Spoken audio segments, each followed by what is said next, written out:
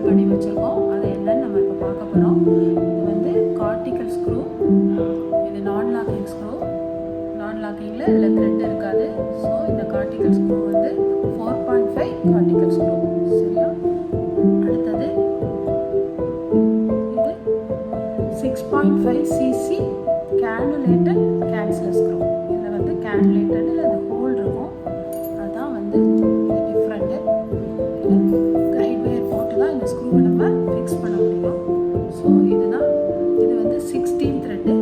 இதுலேயே வந்து கேனுலேட்டட் கேன்சலர்ஸில் இது வந்து 32 த்ரெட்டு.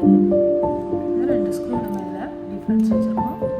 அடுத்தது கேன்சலர்ஸ் 6.5 cc கேன்சலர் ஸ்க்ரூவில் இது வந்து 16 த்ரெட்டு. இதில் வந்து கேனுலேட்டடாக இருக்காது. இது வந்து 16 த்ரெட்டு. இவ்வளோதான் இருக்குது இந்த த்ரெட்டு. ஸோ இது 16 த்ரெட்டு ஸ்க்ரூ. இது வந்து மேனுவலர் ஸ்க்ரூ. இது வந்து மேனுவலர் ஸ்க்ரூ. இந்த எண்டு ஷார்ப் எண்ட் இருக்கும். அப்புறம் இதில் இந்த த்ரெட்டட் வந்து 16 த்ரெட் அளவுக்கு இருக்கும். இது வந்து மேனுவலர் ஸ்க்ரூ.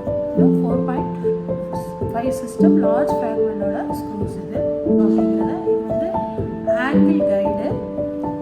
இது வந்து போர்டில் ஃபிக்ஸ் பண்ணிவிட்டு நம்ம வந்து கைட் வயர் இதில் இன்சர்ட் பண்ணுவோம். ட்ரில்லில் நம்ம கைட் வயரை ஃபிக்ஸ் பண்ணிவிட்டு இந்த இது வழியாக நம்ம வந்து கைட் வயரை இதில் ஃபிக்ஸ் பண்ணுவோம். இதுதான் வந்து இது பண்ணுவோம். ஸோ இது வந்து ஆங்கிள் கைடு. இது கைட் வயர்.